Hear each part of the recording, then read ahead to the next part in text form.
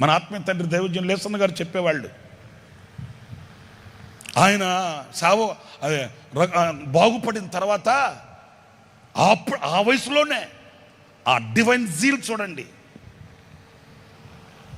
గదిలోకి వెళ్ళి ఒక్కడే ఒంటరిగా నీళ్ళ సీసా ఒకటి పక్కన పెట్టుకొని మోకాళ్ళు వేసి ప్రార్థన చేసుకుంటూ అడుగుతున్నాడంటే, ప్రభువా నాయన నువ్వు నన్ను తప్పించావు, నన్ను రక్షించావు, బాగు చేసావు, మరి నా ఎడల నీ చిత్తం ఏంటి ప్రభువా అని ప్రభుని వేడుకుంటున్నప్పుడు అన్న చెప్పేవాళ్ళండి. వాళ్ళ అన్నగారు వచ్చారంట, అరే బాబు ఏంట్రా అంటే, నేను ఉపవాస ప్రార్థన చేసుకుంటున్నానులే బాబు, నన్ను ఏమనద్దు నాయన అన్నాడంట. సరే అన్నగారు వాళ్ళ అమ్మగారు వచ్చిందంట. ఆమె వచ్చి, నాయన ఏంట్రా బాబు, రే ఏంటి స్వామి నువ్వు ఏంట్రా అంటే, నేను ఉపవాస ప్రార్థన చేసుకుంటాను ఎలా అట్లా అంటే వెళ్ళిందంట. చూడండి, ఆ ఉపవాస ప్రార్థనలో ప్రభు సన్నిధిలో కన్నీళ్లు కార్చి ఫ్యూచర్ను గురించి, భవిష్యత్తును గురించి, ఆధ్యాత్మికమైన విలువలను గురించి ప్రభు సన్నిధిలో కనిపెట్టి ఉపవసించి ప్రార్థన చేసుకొని ఆ ఉపవాస దినాన్ని ప్రతిష్ఠించుకొని ప్రార్థించిన ప్రార్థన వీరుల యొక్క ఆశీర్వాదపు అడుగులు ఎలా ఉంటాయో చూడండి, ఒకసారి మీరు ఆలోచించండి. అన్న ప్రార్థన చేసుకుంటూనే ఉన్నాడంట. ఇక మోకాళ్ళ మీద అంతసేపు ఉండలేక అలాగా చేతులు కింద పెడదామని అలాగ చేతులు కింద పెట్టగానే అన్నకి రెండు పాదాలు దొరికాయంటండి. స్తోత్రం కలుగుగాక.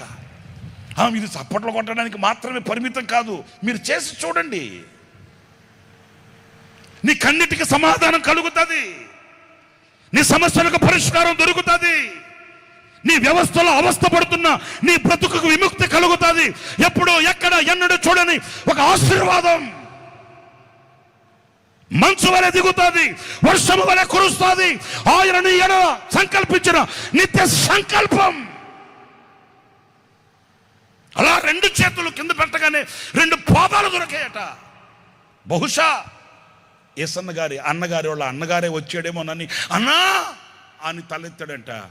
చూస్తే అన్న లేడు, పాదాలు లేవు. మరి ఇప్పుడు నేను పట్టుకున్న పాదాలు ఎవరివి? ఏసన్న గారు సవాలు చేసి చెప్పేవాడు వేదికల మీద యావత్ ప్రపంచానికి, నన్ను తీసుకుని వెళ్ళి నా రక్తాన్ని పిండి ఆ రక్తాన్ని ఒక టేపు లాగా చేసి ఆడియో సిస్టమ్కి మీరు ఇన్సెక్ట్ చేసి చూడండి. ఏ యేసుక్రీస్తు పాదాలని ఈ నా చేతులు ముట్టాయో, ఏ యేసుక్రీస్తు పాదాలని నేను స్పర్శించానో, నా రక్తములో ప్రతి పరమాణువు ఆ స్పర్శను ప్రతిధ్వనించేటట్లు మీకు వినిపిస్తుంది. సవాలు చేసి చెప్పేవాడు. ఎందుకని?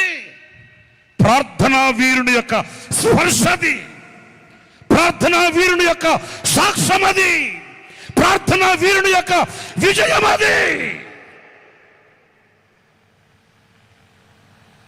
ప్రార్థించువాని కన్నీళ్లు, ప్రార్థించువాని ఆక్రందన, ప్రార్థించువాని మనస్సు ఆయన ఎన్నటికీ కూడా త్రోసివేసేవాడు కాదు, దాటిపోయేవాడు కాదు.